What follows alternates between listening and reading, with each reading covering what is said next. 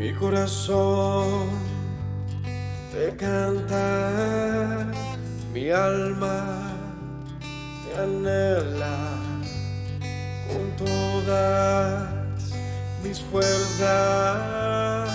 Te amo, roca eterna, tú eres mi esperanza, mi gloria, mi fuerza. En valles de sombra te cuidas, eres lumbrera. Tú eres fiel, no me dejarás. De la muerte y me levantarás. En tu palabra puedo confiar. Tú eres fiel, no me dejarás. De la muerte y me levantarás. En tu palabra puedo confiar. Eres fiel.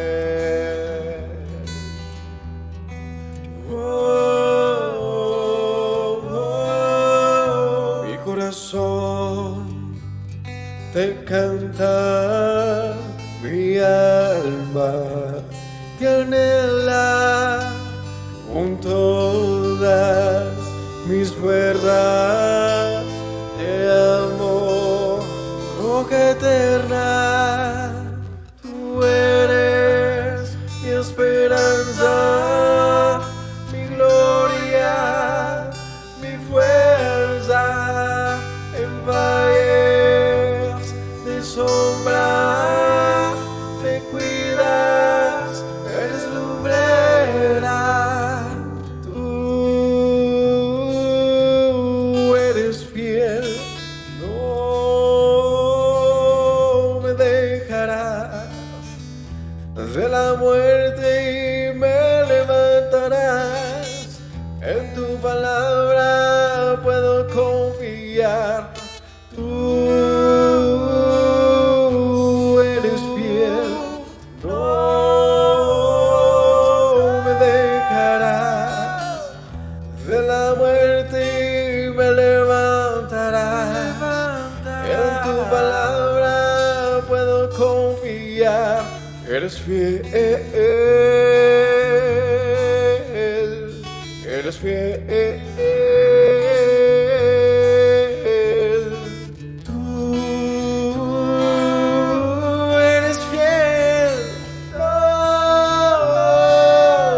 me dejarás. De la muerte y me levantarás. En tu palabra puedo confiar. Tú eres fiel, no.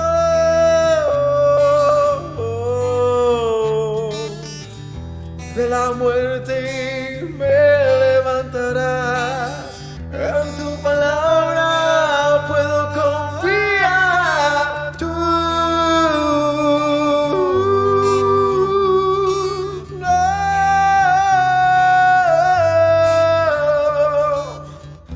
De la muerte me levantarás. En tu palabra puedo confiar. Eres fiel, eres fiel. Tú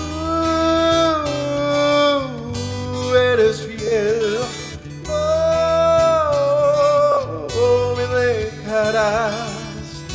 De la muerte me levantarás. En tu palabra puedo confiar.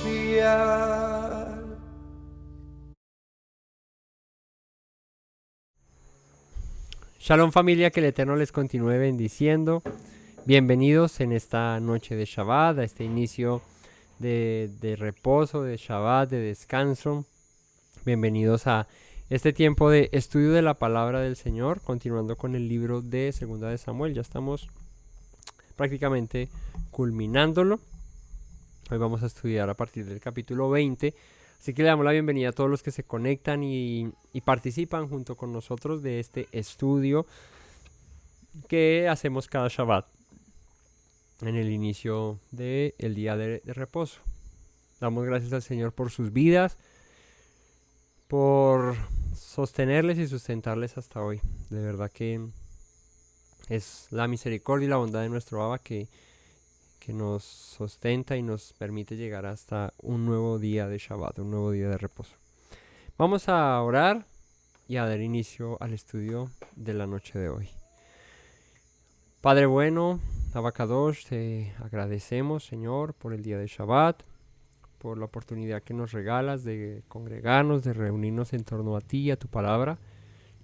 Gracias, Padre eterno, por tu presencia en nosotros, Señor, por darnos reposo, Señor, de nuestros afanes, Señor, y regalarnos este día santo y apartado para ti.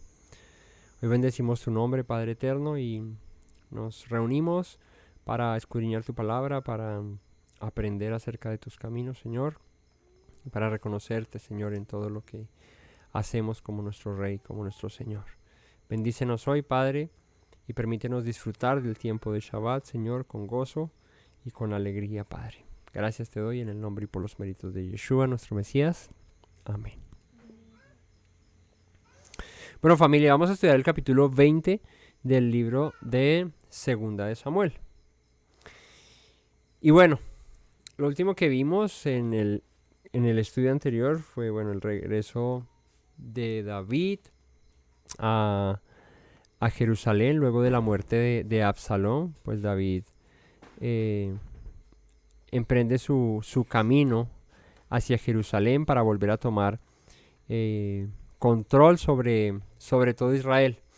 Pero la muerte de Absalón trajo consigo, pues no solamente que David pudiera, digamos que recuperar el reinado sobre Israel, sino que también trajo consigo una división importante en el pueblo.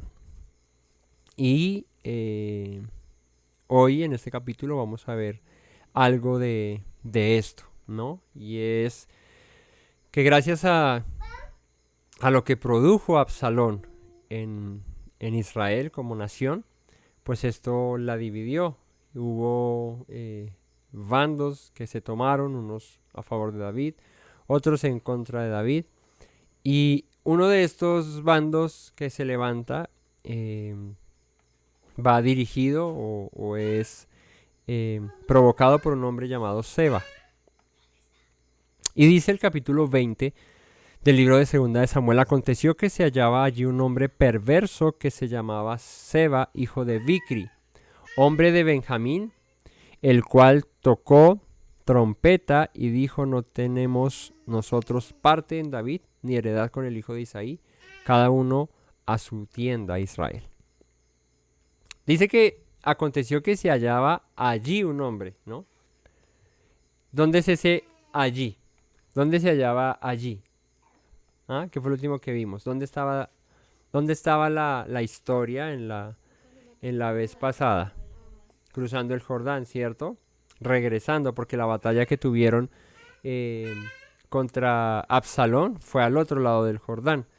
Y David cruza el Jordán, se regresa hacia Jerusalén, hacia Israel. ¿Y estaban dónde? ¿Qué es lo que queda ahí cruzando el Jordán? Casi lo digo. ¿Qué queda cruzando el Jordán ahí apenas entran? ¿Ah? ¿Sí? ¿Antecitos de Jericó? ¿Qué queda? No. ¿Qué queda? Cuando Israel cruza el Jordán. ¿Dónde se hace la circuncisión? ¿Dónde fue? En Gilgal. En Gilgal, ¿no? Ahí estaban en Gilgal. Y dice que allí se levanta un hombre llamado Seba, ¿sí? No es Seba como que Seba, no, sino es Seba, ¿sí? Como que se va, porque tiene el acento, en algunas traducciones lo ponen en la A, Seba. Era hijo de Bicri, que era de la tribu de Benjamín, o sea que este era, digamos que, un poco más partidario de ir en contra de David, que era de Judá, ¿no? Y dice que este era un hombre malo, ¿sí? Era un hombre perverso. Y dice que este hombre tocó trompeta, o sea, hizo un llamado y anunció y dijo a los israelitas, regresemos a nuestras casas cada uno porque nosotros no tenemos parte con David, ¿sí? No se nos da nada si lo seguimos porque David es judío, nosotros somos de otras tribus y no tenemos parte con él. Dice el verso 2, así todos los hombres de Israel abandonaron a David siguiendo a Seba, hijo de Bicri, más los de Judá siguieron a su rey desde el Jordán hasta Jerusalén. Y esto porque pasa en el capítulo anterior, finalizando el capítulo anterior, ¿sí? Los de Judá van por David a traerlo y a que pase el Jordán y a que entre hacia Israel, ¿sí? Cosa que no hicieron los de, digamos que las demás tribus de Israel. Y terminando el capítulo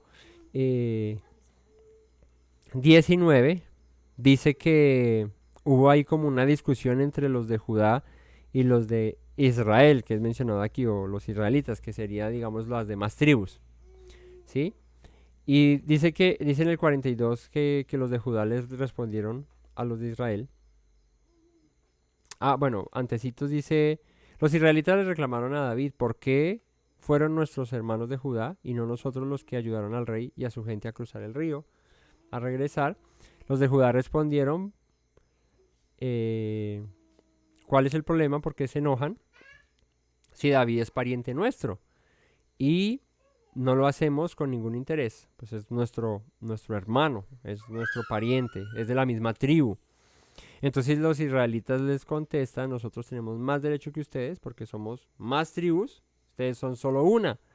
Nosotros además fuimos los que primero le pedimos al rey que regresara, pero ustedes nos tratan como si no valiéramos nada. Dice que sin embargo, los de Judá no se portaron muy bien con los de Israel o con las demás tribus. Entonces ahí empieza como ese roce ahí entre Judá y las 10 tribus de Israel o las demás tribus. Un roce que persiste en mantener este Seba que era de Benjamín. Este dice, bueno, pues si es así, si los de Judá están muy, muy salsas, pues entonces nosotros somos Israel, no somos Judá, somos las demás tribus. ¿Qué parte tenemos con David? Que es un judío o descendiente de Judá, ¿no? No tenemos ninguna parte. Israel, a tus tiendas, a tu casa, regrésate y cada uno a lo suyo. Así que dice que los que estaban ahí abandonaron a David, los de Israel, abandonaron a David y se fueron con Seba, hijo de Bicri. Pero los únicos que siguieron a David fueron los de Judá. Y le siguieron desde el Jordán hasta Jerusalén. Verso 3. Y luego que llegó David a su casa en Jerusalén, tomó el rey las 10 mujeres concubinas que habían dejado para guardar la casa y las puso en reclusión y les dio alimento, pero nunca más allegó a ellas, sino que quedaron encerradas hasta que murieron en viudez perpetua. ¿Recuerdan que cuando David huye de su hijo Absalón, quedan 10 concubinas de él guardando la casa? ¿Sí? ¿Y qué hace Absalón? Va y las viola todas, ¿no? Se acuesta con ellas en la azotea, a los ojos de todo el pueblo. Pues son cosas extrañas que pasan en la escritura, cosas que uno dice, bueno, pues, ¿cuál sería la razón, no? Pues antes las ultrajaron, antes las violaron, pasaron por encima de ellas, y dice que cuando David regresa, pues no las desprecia como tal, pero sí las aleja, las sigue manteniendo, pero no vuelve a estar con ellas ni nada, o sea, como ustedes allá y yo acá. Y es curioso, ¿no? Verlo porque uno diga, pues qué culpa tenían ellas de lo que pasó, ¿no? Ellas fueron sometidas por Absalón. Pero bueno, eso fue lo que aconteció. Dice, nunca más se llegó a ellas, o sea, nunca más tuvo relaciones con ellas, porque esas eran concubinas y las concubinas pues tenían también ese propósito de estar con su concubino. No, ¿cómo sería? El que tiene concubinas, ¿cómo se llama? Buena pregunta, ¿no? Rey. Entonces las tomó a las 10 y dice, las guardó, las metió como en, dice que las metió en reclusión, ¿no? Y dice que no las volvió a ver más. Y las dejó como si fueran viudas, ¿sí? Y aunque David las siguió manteniendo, ya no volvió a estar con ellas. Después dijo el rey a Amasa, convócame a los hombres de Judá para dentro de 3 días, y hállate tú aquí presente. O sea, ve y convócame a los hombres de Judá y que en 3 días nos veamos aquí. Entonces dice que se fue a Amasa a convocar a los de Judá, pero se detuvo más tiempo del que había sido señalado. O sea, David le dice, ve y en 3 días te quiero aquí. ¿Quién era Amasa? ¿Amasa quién era? El que amasaba, no mentiras. ¿Quién era Amasa? Era un general del ejército de David, ¿sí? Era un jefe del ejército de David. Así que él le dice, ve y reúneme a los de Judá. ¿A quiénes? A los soldados, al ejército de Judá. Ve y reúneme a Judá. Y ven con ellos a verme dentro de 3 días. Dice que Amasa se fue, pero tardó más del tiempo que David le había ordenado. Y dice, y dijo David a Abisai, se va hijo de Bicri y nos hará ahora más daño que Absalón. Toma pues tú los siervos de tu señor y ve tras él, no sea que halle para sí ciudades fortificadas y nos cause dificultad. Entonces David le dice a Abisai, ¿quién es Abisai? El que avisaba, ¿no? ¿Quién es Abisai? El hermano de Joab, ¿sí? Abisai es hermano de Joab, ambos hijos de Sarbia, ¿no? Dice entonces aquí que le dijo a Abisai, este Seba nos va a causar más problemas que los que Absalón nos causó. Toma a tus hombres, mejores soldados, ve y persíguelos. Porque si llega a encontrar ciudades fortificadas, llega a encontrar un lugar donde esconderse, después nos va a causar muchas dificultades. Porque Seba fue el que dijo, Israel a tus tiendas, nosotros no tenemos parte con David, y la gente le siguió. Dijeron, nos vamos con Seba, no tenemos nada que ver con David. Entonces David dijo, si esto no lo acabamos de raíz, si no solucionamos este asunto con Seba, antes de que se nos meta por allá en algún escondijo, en una ciudad fortificada, y empiece a hacer rebelión en contra del reino, ¿sí? Es mejor acabar con esto. Y a eso había mandado a Amasa, pero Amasa tardó más de lo debido, ¿sí? Y bueno, vamos a ver qué pasa, qué podría haber pasado, porque se tardó más. Dice entonces salieron en pos de los hombres de Joab, y los cereteos y peleteos y todos los valientes salieron de Jerusalén para ir tras Seba, hijo de Bicri.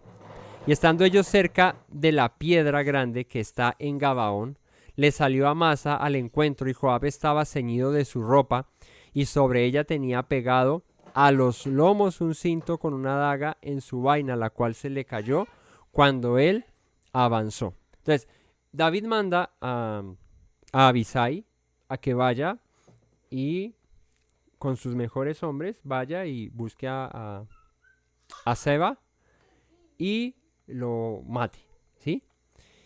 Y junto con Abisai, pues entre los mejores hombres, pues también estaba ahí Joab, ¿no? Joab el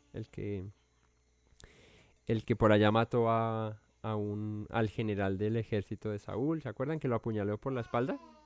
Bueno, este Joab tenía ya la reputación de apuñalador, ¿sí? Y dice que aquí, dice que Joab llevaba puesta su ropa de campaña, ¿cierto? Y dice que en la cintura llevaba un puñal, ¿no? Que estaba sujeto a su cinturón, pero que mientras que iba caminando, el puñal que se le cayó. No, ¿cuáles son los lomos? No, los lomos son aquí. Estos son los lomos. Los lomos. Los lomos son aquí, en la cintura. Aquí son los lomos. Dice que se le cayó, ¿sí? Que lo llevaba en la cintura, en los lomos, se le cayó ese puñal del cinturón donde lo llevaba mientras caminaba. Y cuando se acercó, dice, a Amasa, que era el que había enviado David a llamar al ejército y a ir en contra de Seba, se le cayó el puñal y dice que mientras iba caminando, lo recogió y dice, y estando ellos cerca de la piedra grande que estaba en Gabaón, le salió Amasa al encuentro y Joab estaba ceñido en su ropa, sobre ella tenía pegado en sus lomos un cinto con una daga en su vaina, la cual se le cayó cuando él avanzó. Entonces Joab dijo a Amasa, ¿te va bien, hermano mío? Y tomó Joab con la diestra la barba de Amasa para besarlo. Era bien extraña la manera de saludarse, ¿no? Le dijo, venga, mijo, y lo jaló así de la barba, ¿no? Debió tener la barba larga porque a mí me la agarra y no me agarra nada, ¿cierto? Muestra a ver, Eduardo. Ah, no, si a usted sí de un atún lo llama, ¿cierto? Se lo picotea. No, para besarlo, para saludarlo, ¿cierto? Y dice que lo agarró de la barba y lo atrajo para él. Y dice que Amasa no se dio cuenta, verso 10, de la daga que estaba en la mano de Joab. Es que Joab era así. Era puñalero. No se cuidó de la daga que estaba en la mano de Joab. Y le hirió con ella en la quinta costilla. Y derramó sus entrañas por tierra y cayó muerto sin darle un segundo golpe. La quinta costilla, o sea, el Joab sabía dónde apuñalear. Lo trajo, lo fue a saludar, ¿cómo estás, hermano mío? Y él, bien, y tan. ¿Cierto? Hizo así. Chaolín pingüín. Hasta ahí, se cayó, dice que se le salieron las entrañas y todo fueron, ¿no? Joab era bien tremendo, ¿no? Y dice que cayó muerto sin darle un segundo golpe. O sea que se la clavó donde era. Fuerte, ¿no? Después Joab y su hermano Abisai fueron en persecución de Seba, hijo de Bicri. Y uno de los hombres de Joab se paró junto a él, diciendo, cualquiera que ame a Joab y a David, vaya en pos de Joab. Y pues, después de ver semejante apuñaleada a Amasa, ¿no? Pues es como, y bueno, ¿y quién está con nosotros? Y todos, pues así, pues sí, señor, nosotros lo seguimos, ¿no? Se paró un hombre y dijo, el que esté con Joab y con David, que venga en pos de Joab. Y todos, pues así, pues sí, nos vamos con Joab. Y Amasa yacía revolcándose en su sangre en mitad del camino. Y todo el que pasaba al verle se detenía y viendo aquel hombre que todo el pueblo se paraba, apartó a Amasa del camino al campo y echó sobre él una vestidura. Entonces dijo, pues para que no vean eso tan grotesco y como tan feo ahí que el hombre ahí revolcándose en su sangre y todo, mejor pongámosle una capita y cubrámoslo y que la gente pase largo, porque toda la gente pasaba y se quedaba. Eso es como cuando pasa un accidente en la carretera, ¿sí? Que hay más trancón por los que paran a mirar que por el propio accidente, ¿cierto?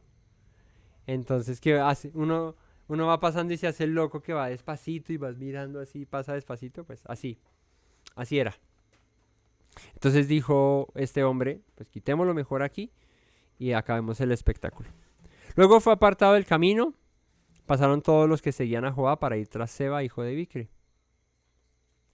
Y él pasó por todas las tribus de Israel hasta Abel Bet Maaca y todo Barim, y se juntaron y lo siguieron también. Este Abel Bet Maaca era una ciudad, ¿sí? Allí llegó Seba a ocultarse, y hasta allá llegó Abisai y Joab. Y vinieron y le sitiaron en Abel Bet Maaca y pusieron baluarte contra la ciudad, ¿Qué es baluarte? ¿Baluarte?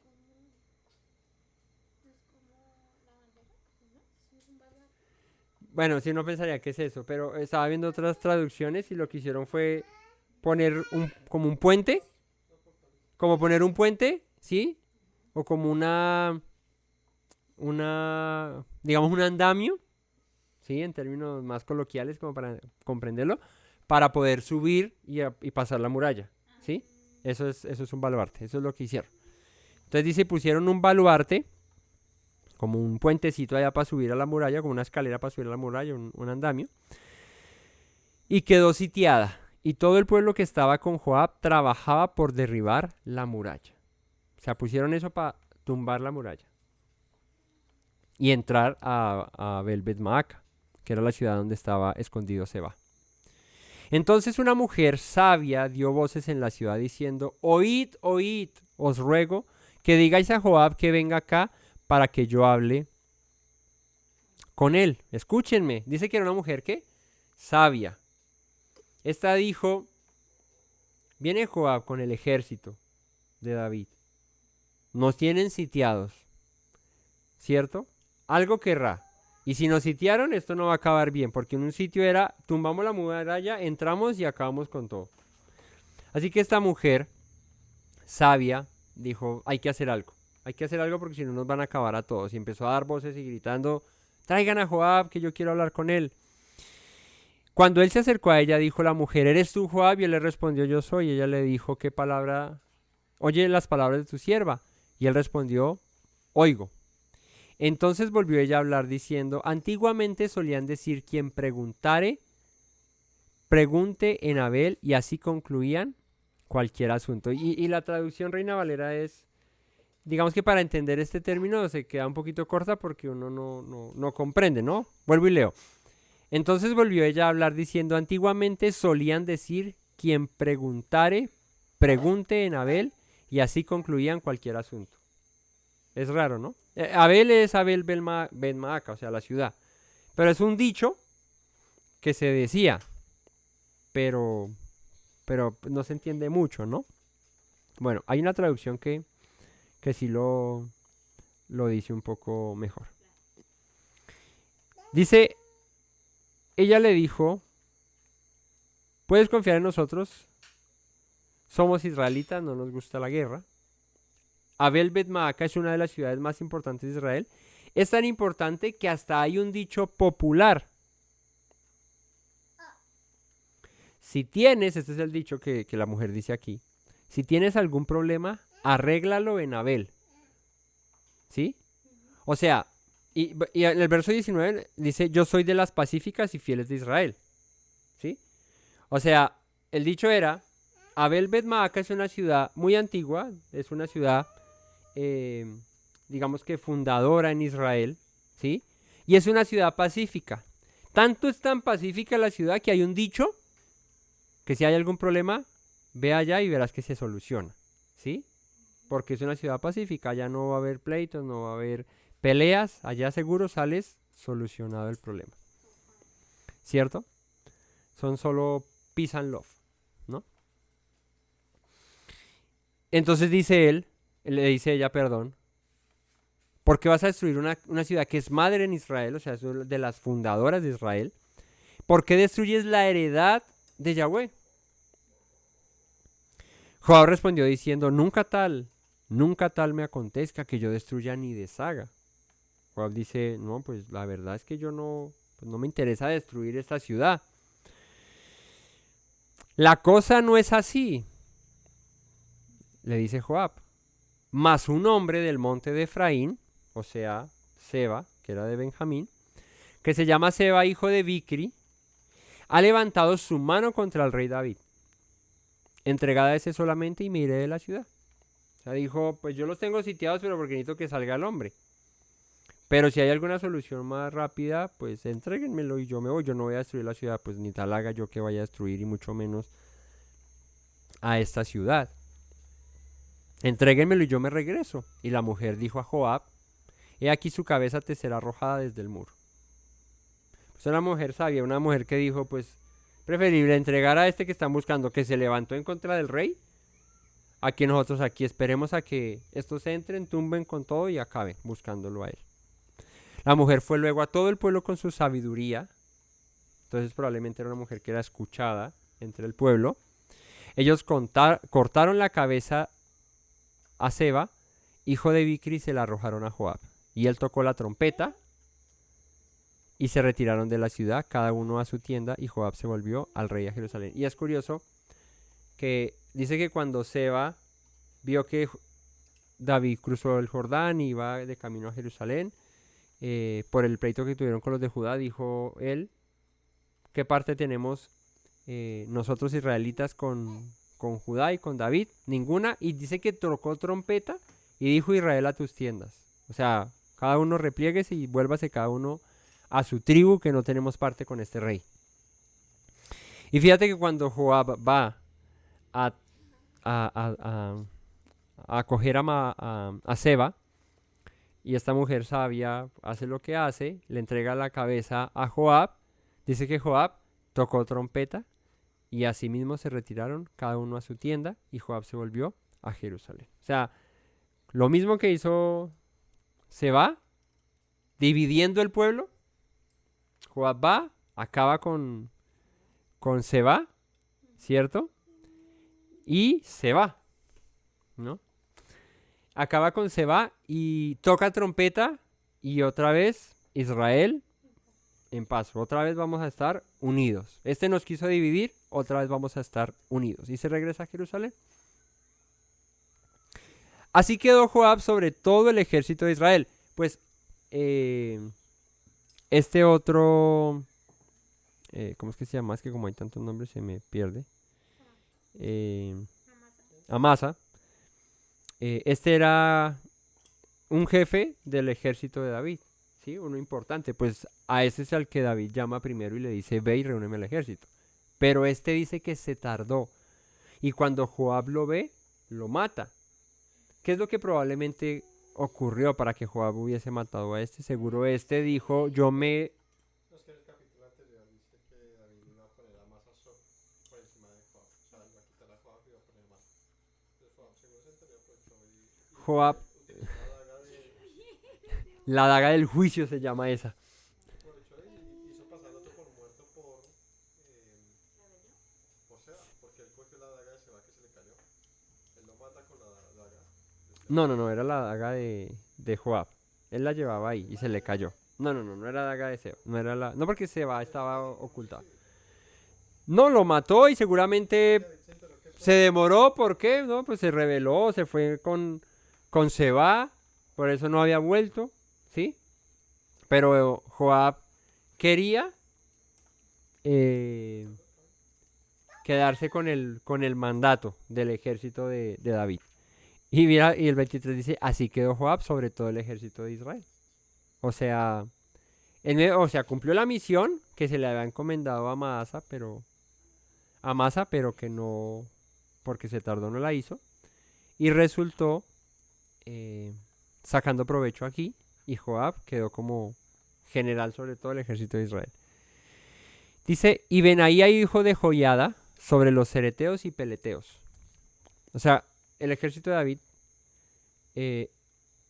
estaba compuesto por ejército de Israel, pero también tenía extranjeros, entre ellos cereteos y peleteos.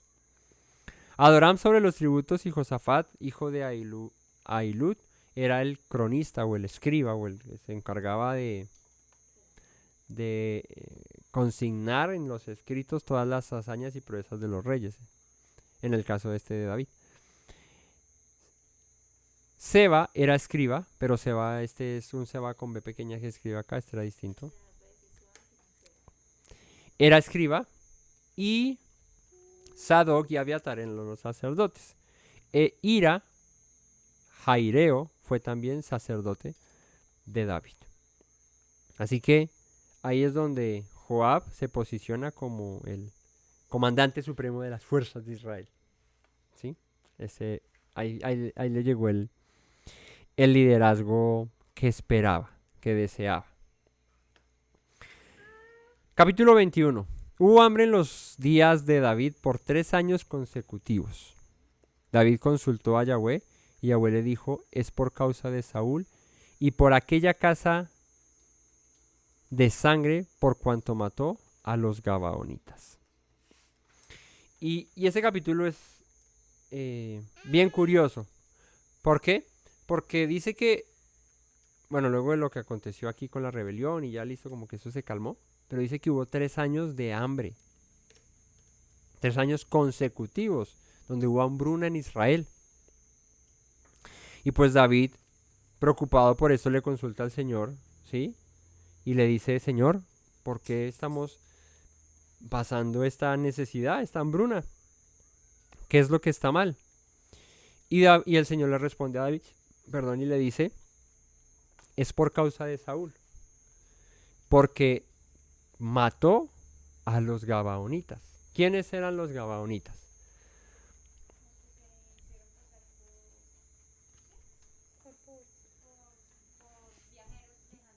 Cuando Josué cruza el Jordán y empiezan a conquistar las tierras, luego de destruir Jericó, ¿sí? Ellos suben contra Jai, ¿no? Que es el que después va después de Jericó. Y luego de la batalla contra Jai vienen los Gabaonitas. Y los Gabaonitas era una tribu, un pueblo que vivía ahí en Canaán y que estaban ahí al otro lado de la montaña, ahí pasando.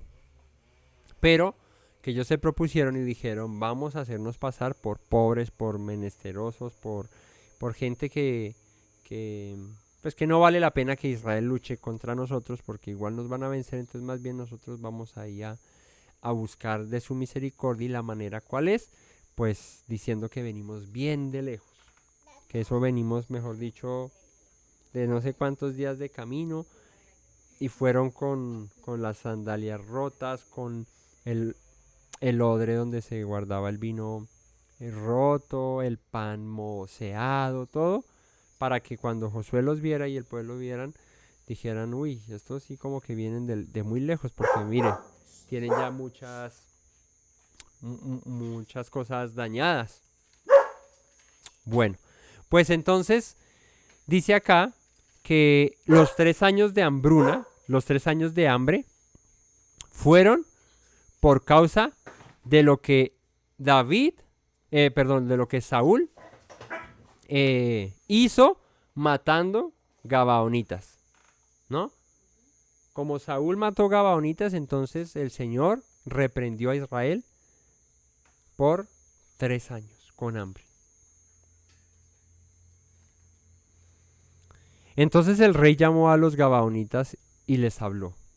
Los Gabaonitas no eran de los hijos de Israel, sino del resto de los amorreos, a los cuales los hijos de Israel habían hecho juramento, pero Saúl había procurado matarlos en su celo por los hijos de Israel y de Judá. Entonces David aquí recuerda y dice, los Gabaonitas, claro, estos son los que Josué les juró que no los destruiría, que luego se enteraron que vivían al otro lado de la esquina, pero ya habían hecho un juramento, ¿cierto? Josué y los líderes de Israel habían hecho un juramento a los Gabaonitas. Y ese juramento no se iba a acabar porque Saúl quisiera, ¿no? Porque era un juramento que se hizo delante del Señor. Y este juramento iba a perdurar por siempre.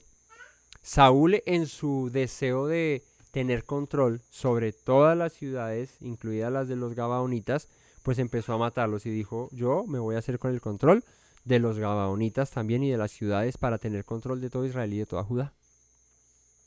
Dijo pues David a los Gabaonitas, ¿qué haré por vosotros o qué satisfacción os daré para que bendigan la heredad de Yahweh? Y es curioso esto porque primero el Señor reprende a Israel por causa de estos Gabaonitas que Saúl mató. Y segundo porque David le dice a los Gabaonitas, ¿qué quieren que hagamos nosotros para que ustedes se sientan tranquilos? Y como que le pidan a Dios que nos bendiga por causa de ustedes, porque por causa de que Saúl los empezó a matar a ustedes, el Señor nos ha reprendido. Y digo que es curioso esto porque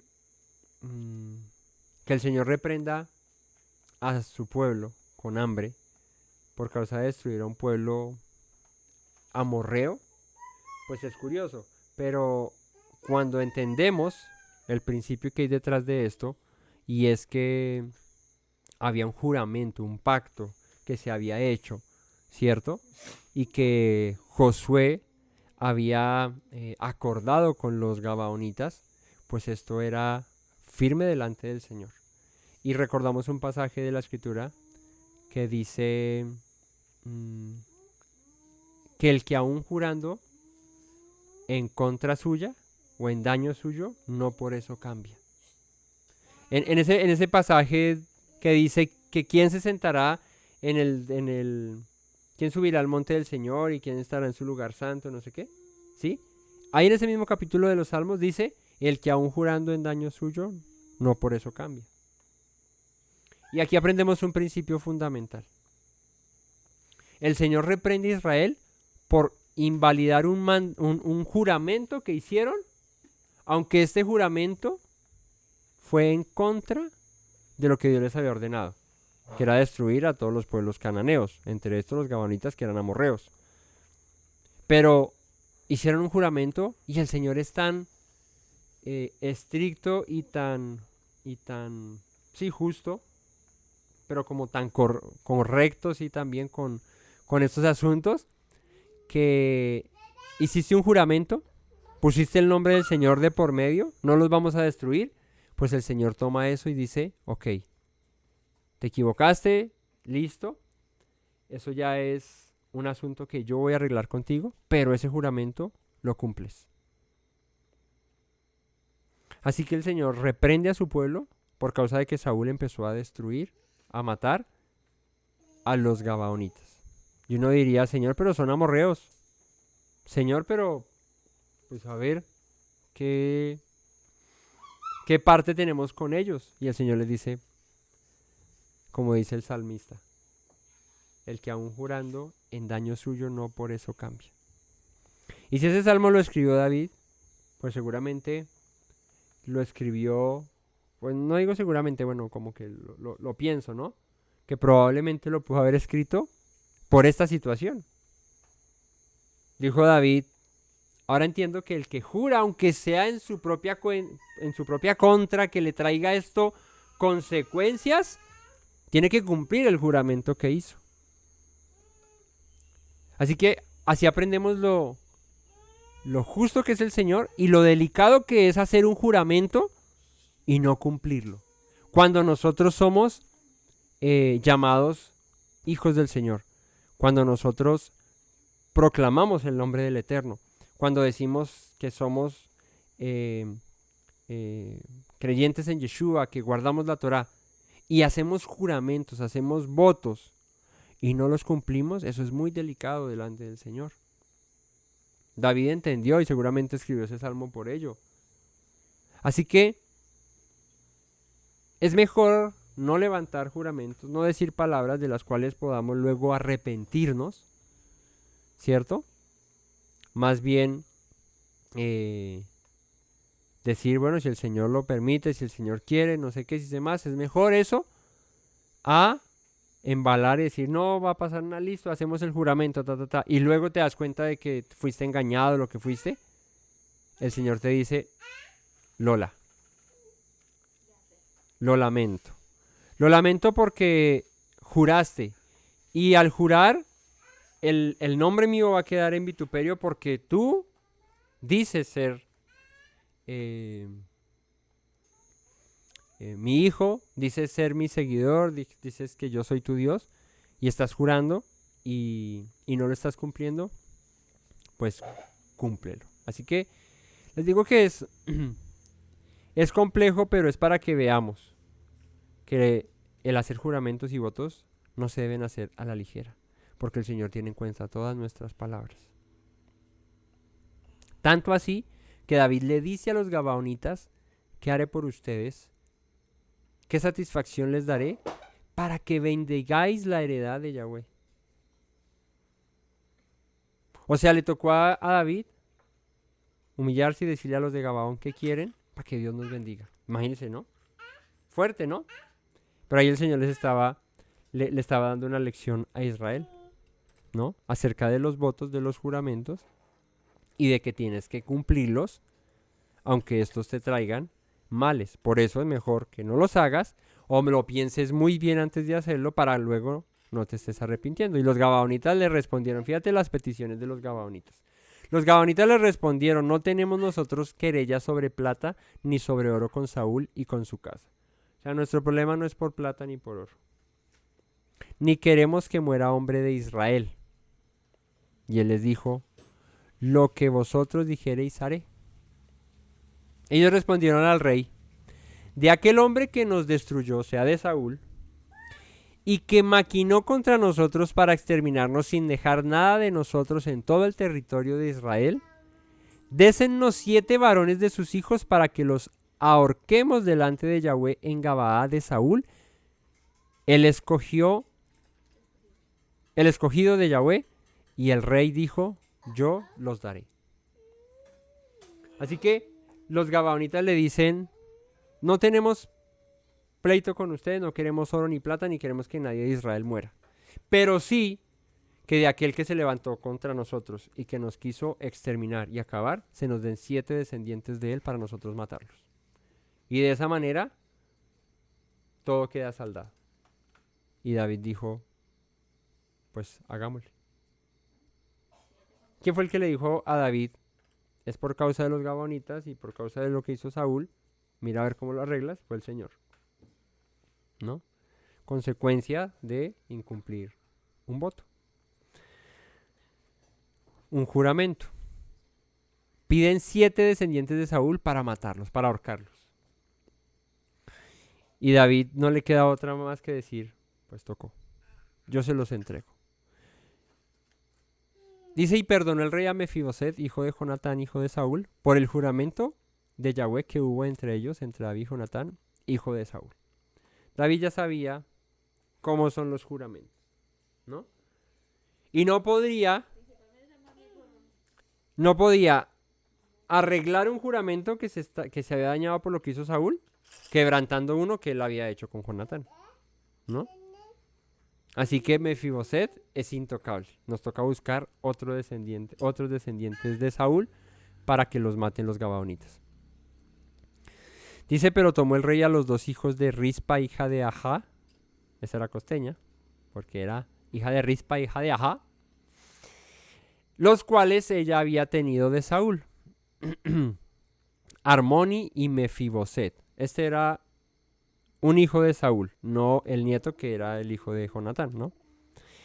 Y a 5 hijos de Mical, hija de Saúl, los cuales ella había tenido de Adriel, hijo de Barzilai, Mejolatita. ¿Se acuerdan que Mical, cuando David huye de Saúl, Saúl se la da a Adriel, hijo de Barzilai? Y que luego cuando muere Saúl y cuando David empieza a reinar, ¿qué es lo primero que le dice a Joab? Al general de Saúl, ¿sí? Le dice, tráeme a Mical, mi esposa, que Saúl me la dio y yo me la gané. Y se acuerdan que él va y se la quita y el marido sale detrás de ella llorando y ella le tocó devolverse con David. Pues ella tenía estos hijos. Dice aquí que David cogió a esos hijos y los entregó junto con los otros 2 hijos que tenía de Rispa, que fue esposa de Saúl. Y los entregó en manos de los gabaonitas y ellos los ahorcaron en el monte delante de Yahweh, y así murieron juntos aquellos 7, los cuales fueron muertos en los primeros días de la siega, al comenzar la siega de la cebada. Entonces Rispa, hija de Ajá, tomó una tela de cilicio. El cilicio es una vestidura áspera, una vestidura como, dirían como rupestre, no mentiras, como carrasposa, que causa aflicción. ¿Sí? Cuando la escritura dice que cuando hay luto se vestían de cilicio, ¿sí? Cilicio es eso, una vestidura áspera, una vestidura que causa molestia y que hace la aflicción y el dolor por la pérdida de alguien, de un ser querido, más profunda, más dolorosa, si se quiere. Entonces tomó ella cilicio, se vistió, esta Rispa se vistió con cilicio y la tendió para sí sobre el peñasco desde el principio de la siega hasta que llovió sobre ellos agua del cielo, y no dejó que ningún ave del cielo se posare sobre ellos de día, ni fiera del campo de noche. Y fue dicho a David lo que hacía Rispa, hija de Ajá, concubina de Saúl. Entonces David fue y tomó los huesos de Saúl y los huesos de Jonatán su hijo, de los hombres de Jabes de Galaad, que los habían hurtado de la plaza de Betzán, donde los habían colgado los filisteos cuando los filisteos mataron a Saúl en Gilboa. ¿Recuerdan que cuando Saúl estaba peleando contra estos filisteos y muere,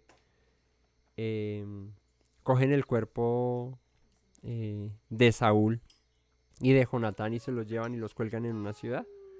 Y que allá van unos y los bajan y los entierran. Pues David va y dice: voy a traerle los restos de Saúl y de Jonatán a esta mujer junto con estos 7 que los gabaonitas acaban de matar. E hizo llevar allí los huesos de Saúl y los huesos de Jonatán su hijo, y recogieron también los huesos de los ahorcados, y sepultaron los huesos de Saúl y los huesos y los de su hijo Jonatán en tierra de Benjamín, en Selá, en el sepulcro de Cis su padre, e hicieron todo lo que el rey había mandado, y Dios fue propicio a la tierra después de esto. ¿Viste? O sea, un juicio por causa de quebrantar un juramento que se habían hecho,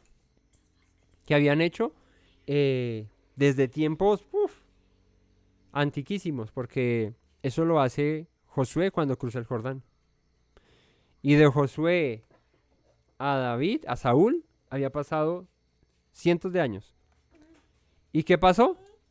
Quebrantaron un juramento que cientos de años atrás se había hecho, pero que el Señor no había olvidado que habían hecho. ¿Ven? Si así de delicado es el Eterno con un juramento que hicieron los hijos de Israel a una nación, a un pueblo extranjero, a los gabonitas que eran amorreos, un juramento que fue en contra suya y en daño suyo, porque el juramento iba en contra de la voluntad del Señor, de lo que el Señor había ordenado, y era que destruyeran a los gabaonitas, a los amorreos, a los fereceos, heteos, jebuseos y todos los feos, los destruyeran, pero que ellos, por no indagar, hicieron. El Señor no olvidó cientos de años más tarde, más adelante, que Saúl procuró matarlos a un pueblo del cual habían dicho: juramos hacer paz con ustedes y con sus descendientes por siempre. El Señor no olvidó eso. A Saúl le pareció muy chévere, le pareció, no sé, destruyámoslos porque quiero tener control sobre todas las regiones de Israel. Pero al Señor no le pareció, porque el Señor dijo: así no es conmigo. ¿Sí? Un juramento se respeta. Ahora, lo que les digo, si eso que acontece con ese tipo de juramentos, ¿cuánto más cuando nosotros quebrantamos los mandamientos del Señor que hemos prometido, que hemos dicho y jurado, haremos todo lo que el Señor nos ha dicho que hagamos, y nos hemos comprometido con Él? Si el Señor cerró los cielos y hubo hambruna durante 3 años en Israel por causa de el quebrantar un juramento, ¿cierto? Y que solamente hasta que los gabaonitas, digamos que no se vengaron, pero recibieron como una retribución o un pago por eso que Saúl había hecho, fue que el Señor se aplacó y volvió a bendecir a Israel. Nos damos cuenta de cómo funciona el Señor, de cómo son las cosas con el Eterno, de qué es lo que el Eterno le agrada y desagrada, exacto, lo que el Eterno nos pide que hagamos y que nos manda a no desobedecer.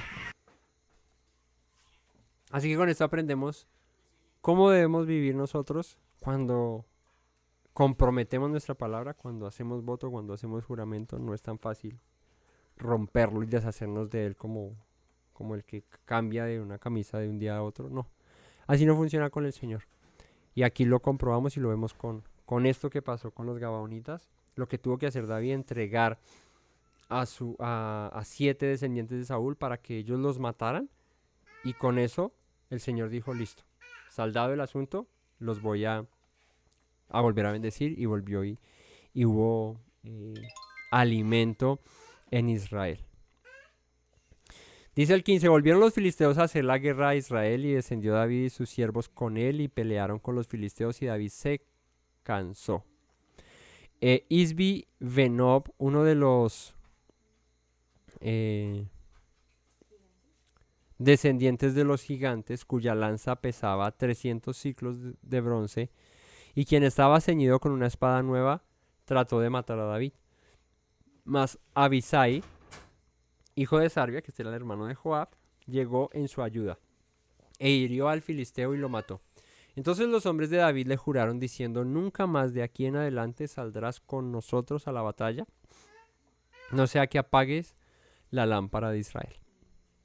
Así que David salía a las guerras, ¿no? Él aprendió la lección de luego lo que pasó con Betsabé, ¿no? Y haberse quedado y no haber ido a la guerra. Y ya iba a las guerras, pero pues iban pasando los años, ya David no era el mismo que luchaba y que peleaba y no se cansaba. Ya se cansaba, ya se fatigaba y casi muere por mano de un gigante, ¿sí? Pero Abisai lo mató al gigante. Así que le dice Abisai a David, no vuelvas a salir a la guerra con nosotros, porque si llegas a morir, se apagaría la lámpara de Israel, ¿no? El rey de Israel era el guía, era la lámpara. Otra segunda guerra hubo después en Gob contra los filisteos. Entonces Sibecai Usatita mató a Saf, quien era uno de los descendientes de los gigantes. Hubo otra vez guerra en Gob contra los filisteos, en la cual el Hanán, hijo de Jared Orejim de Belém, mató a Goliat Geteo. Este es otro Goliat, el asta de cuya lanza era como el rodillo de un telar. Después hubo otra guerra en Gat, de ahí venían los gigantes, de ahí era el Goliat que mata a David en tiempos de Saúl, donde había un hombre de gran estatura, el cual tenía 12 dedos en las manos y otros 12 en los pies, 24 dedos por todos. O sea, tenía 4 dedos extras. Y también era descendiente de los gigantes. Este desafió a Israel y lo mató Jonatán, hijo de Simea, hermano de David, ¿no? Este no era Jonatán, el hijo de Saúl, sino este era un nieto de David. Estos 4 eran descendientes de los gigantes en Gat, los cuales cayeron por mano de David y por mano de sus siervos. O sea, aparte de Goliat, el que ya había matado a David en tiempos de Saúl, habían quedado gigantes todavía en Gat y en Gob, ¿sí? Y allí fue David a matarlos, ¿no? Junto con sus ejércitos, junto con sus guerreros. Y así mató 4 gigantes más, ¿sí? Y digamos que logró conquistar estos lugares y ya liberarse de la amenaza de estos hombres. Ya el capítulo 22, que no lo vamos a ver en este día, el capítulo 22 habla de un cántico de, como dice el título, de liberación, ¿sí? Un cántico como de agradecimiento al Señor por lo que el Señor hizo, destruyendo los enemigos de Israel. Pero ese será un capítulo para una próxima reunión, para una próxima enseñanza. Lo que hoy el Señor quiere que nos vayamos pensando y meditando es acerca de los votos, de los juramentos y de las cosas que nosotros prometemos delante del Señor o con la gente. Cuando nosotros abrimos la boca y le decimos, no, hágale, yo le prometo que tal cosa, no, listo, hágale que yo ahí estoy, yo no sé qué, hice más. Y después uno se arrepiente, no va, no cumple, no sé qué. Y cree que eso como que pasa desapercibido. Pues seamos muy cuidadosos con eso, porque el Señor aborrece, ¿sí? La lengua mentirosa, el que jura, el que promete, ¿cierto? Y no cumple, porque se hace, es mentiroso, ¿no? Así que mucho cuidado con eso, seamos muy consecuentes con nuestras palabras, seamos tardos para hablar, ¿sí? A veces uno se apresura no necesariamente por malas intenciones o por alguna otra razón. A veces uno se apresura por buena gente, se apresura por querer ayudar, se apresura por la razón que sea. Y se compromete uno, lanza palabras, dice, y la gente espera que uno las cumpla. Y después uno no puede por cualquier circunstancia, o uno ya recapacita y dice, uy, ¿yo por qué le dije esto? Y ahora, ¿cómo le digo que no ya? Y ahora sí ya se lo dije. ¿Para que nos pusimos a abrir la boca? Entonces es mejor ser tardos para hablar, más bien. Uno a veces por querer hacer más hace menos. Uno por querer ayudar se apresura y empieza uno a prometer y a decir y después queda uno embalado y no puede cumplir, y eso el Señor lo ve. Porque nosotros pues, somos hijos del Señor, somos gente que somos conocidos por la fe que profesamos, ¿cierto? La gente que nos conoce, la gente que nos rodea, sabe de la fe que profesamos. Y si nosotros, teniendo esa fe, ¿no? Y ese testimonio que debemos guardar, no cumplimos a nuestros votos, a nuestras palabras, a nuestros juramentos, a las promesas que hacemos, pues cómo va a quedar el nombre del Señor, qué van a decir, ¿no? Esos que el Shabbat y que no sé qué, que no comen esto y que porque la Biblia y que no sé qué, pero mire, son mentirosos, no cumplen lo que prometen, no hacen lo que dicen. Entonces tengamos mucho cuidado con eso. Recuerden ese pasaje de los Salmos que dice, el que aún jurando en daño suyo, no por eso cambia. Así que es mejor refrenar nuestra lengua, no adelantarnos a jurar, no adelantarnos a prometer, y mejor ser más meticulosos, porque luego de lanzadas las palabras, luego de prometido, luego de jurado, luego de dicho, ya no hay desdicho, ¿sí? Ya tú no puedes desdecir lo que dijiste, y si eso te conlleva a un daño propio, ¿cierto? O algo que te va a perjudicar, si ya lo hiciste tienes que cumplirlo, o para qué te pusiste a hablar. ¿Listo? Así que familia, espero que estas enseñanzas pues nos puedan ayudar a vivir en paz, en tranquilidad, a vivir correctamente, justamente y bueno, como el Señor quiere que vivamos. Muchas gracias a todos por conectarse, por compartir con nosotros y por estar siempre dispuestos para los estudios de cada Shabbat y de los días que el Señor nos permite compartir. Muchas bendiciones a todos, que tengan un buen descanso, que tengan un Shabbat en Shalom, y recuerden las palabras de nuestro Mesías Yeshua, que dijo, si permanecen en mis palabras, serán verdaderamente mis discípulos y conocerán la verdad, y la verdad los hará libres. Laila Tov a todos, Shabbat Shalom. Me presento nuevamente, mi Rey, mi buen Señor. Mis pasos se han desviado, necesitan dirección. En tu amor me he refugiado, Yeshua, pues así al Padre puedo hoy decir. Me presento nuevamente, mi Rey, mi buen Señor. Mis pasos se han desviado, necesitan dirección. En tu amor me he refugiado, Yeshua, pues así al Padre puedo hoy decir. Abba, Padre, Baruch atah, Señor Dios nuestro Rey de eternidad. Abba, Padre, Baruch atah, Adonai Eloheinu melech haolam.